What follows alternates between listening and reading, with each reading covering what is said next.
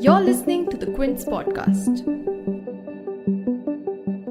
India are on the cusp of a major test victory after day 3 of the Boxing Day test ended with Australia's second innings at 133 for 6. That's just a 2-run lead with 2 more days left to play. Ayaz, I know, we don't make too many predictions, or we don't like making too many predictions, but an Indian victory is pretty much all that's on the cards here.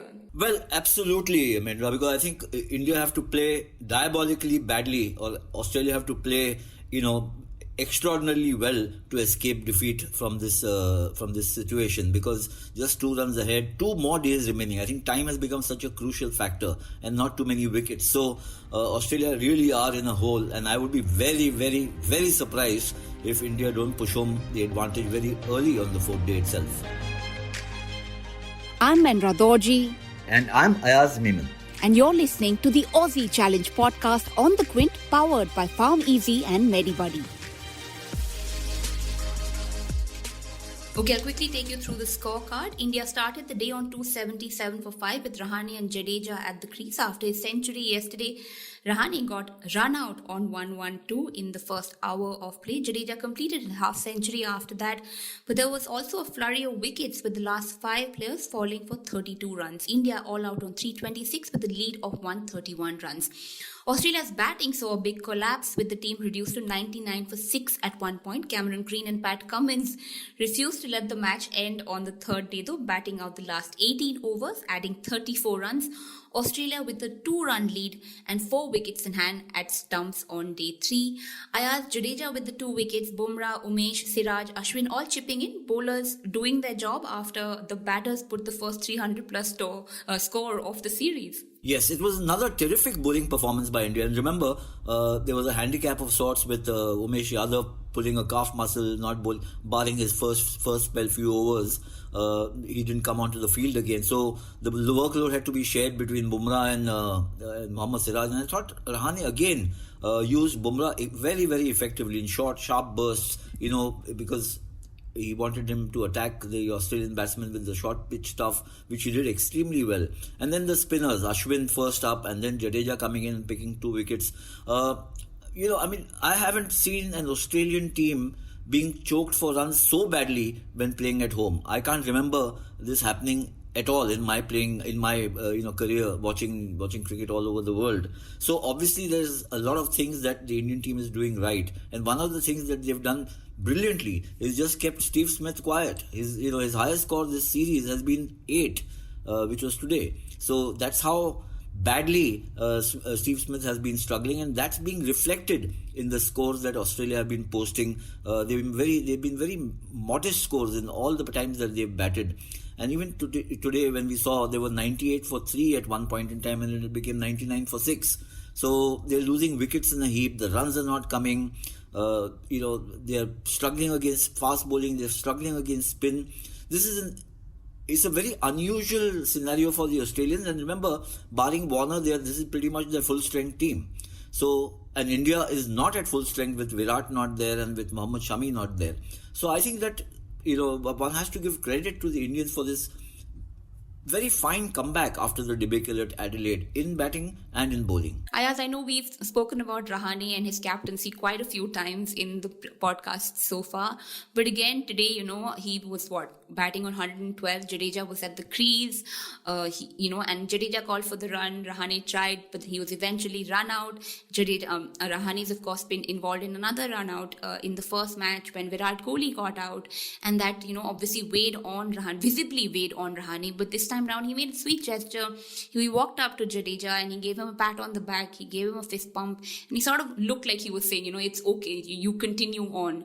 I mean, people might say it's just for the optics, but knowing Rahane as you do, but just seeing the guy as he is, it's probably just something that comes completely natural to him to be a captain first, and then the batter who lost his wicket. It is, and it's a very good gesture from a captain. It's not your fault; it's the partner's fault. He's anxious to reach his half century. We can debate whether players should be anxious at all or not, but these things happen.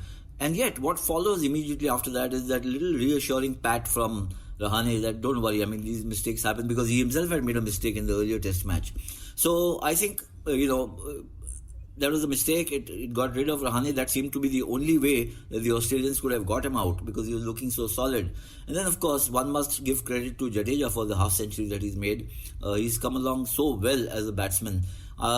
Sometimes there's criticism that he's now paying too much attention to his batting and not enough to his bowling. So to disprove those critics, he came up with a fine spell. He bowled in 2 or 3 spells, but he bowled quite, probingly. There was a lot of effort that he put in to put the shackles on the batsman, not give away anything that Bumrah and Ashwin had imposed on them, and then also pick up a couple of wickets. I know a comparison is something we probably shouldn't be talking about, but there's been a lot of talk about Rahane and Virat's kind of type of captaincy.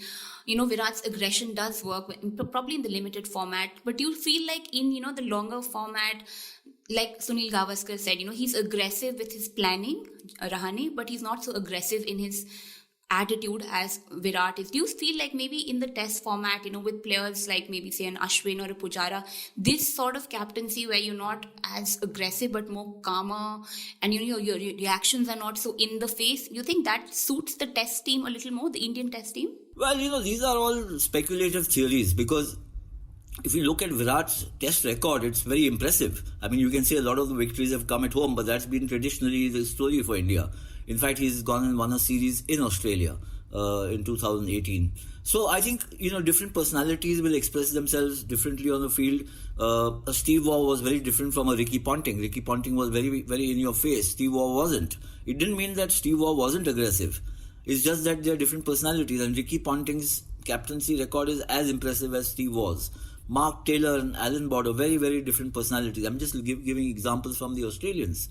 So, Dhoni and Virat were completely different characters, chalk and cheese. But what one has to appreciate is that Rahane in this match took on had a very onerous and unenviable task. The team has been demolished in the previous test match, and demolished, and how? So badly that one felt that we are in for a clean sweep against us. And then he comes and picks up the pieces first with his captaincy. Remember, he's having lost the toss, Australia batting first, and I keep saying this, that his century came later. Keeping Australia under 200 came before that, and that gave India opened the door for India to take control of the match. And then he came up with this fantastic batting performance. So he doesn't have to do what a Virat Kohli does, or what a Mahendra Singh Dhoni does. He has to live up to his nature and his character. And I thought he said it, at the end of the day's play, he said some interesting things. He said, listen, captaincy is also instinctive. So it's not that he's only a thoughtful, labored, just planning out every move so logically. He's also going by instinct. So, and if it works, it works. If it doesn't work, everybody will, jump on him and say, hey, why did you do this and why did you do that? That's the cross that any captain has to carry. Tim Payne is coming under a lot of criticism now in this match, having won the previous match. So that's how the cookie crumbles in this sport. Australia's batting, Tim Payne did well in the last match, we know, but like you said, Steve Smith hasn't done so well. Manas Labuschagne also sort of not doing well. The bowlers clearly have come to the party, but a bit concerning. Obviously not for us, but a bit of a concern how the batters haven't been able to get some big scores up. Well, it's looking like the batting from both teams is looking undercooked, let's be honest, and Australia even more so. And more surprisingly, because they are playing at home, they've had a decent run of domestic cricket that they played. They've also gone overseas and toured, maybe for the ODI format and the T20 format, not in test matches. But, a lot of these players did go to England and played a bilateral contest there. India, in comparison, haven't played any international cricket till this tour. And, so this being in the biosecure bubble, being out of competitive cricket for a fair number of months is obviously telling on a lot of players across the world. I was just also tracking Pakistan's progress against New Zealand today, and at one stage it looked like they might be bowled out for under 100. That they reached 200 plus is because of two players, counter-attacking and doing quite well. But all players are struggling everywhere, as we can see. And it may take a couple of weeks or maybe a couple of months till, people find their bearings. be playing competitive cricket again. More than anything else, coming to terms mentally with what's happening. But certainly in this series, Australia's batting, I'm not saying it's only because of the biosecure bubble, etc. I think India have got their measure of this batting team. And I think a large credit for that should go to two bowlers. Of course, Jasprit Bumrah, he's been hostile. And of course, Ravi Ashwin, who's kept Steve Smith quiet. I mean, that's been the singular factor where Australia they're struggling to make 275, 280. That's how dominant the Indian pace attack has been. And they gave it back blow for blow, as you saw in the morning session when Australia's fast bowlers were, you can say it was the bodyline tactics. But Bumrah came back and, the Australian batsmen didn't like chin music either. Okay, I'm going to wrap up the podcast here. We will, of course, be back tomorrow with possibly the last podcast episode of this match. Thank you so much for joining us today, Ayaz. Thank you, Mindra. Thank you. Bye-bye. And thank you all for listening to the Aussie Challenge podcast with Ayaz Memon on the Quint, powered by Farm Easy, India's largest online pharmacy, and MediBuddy.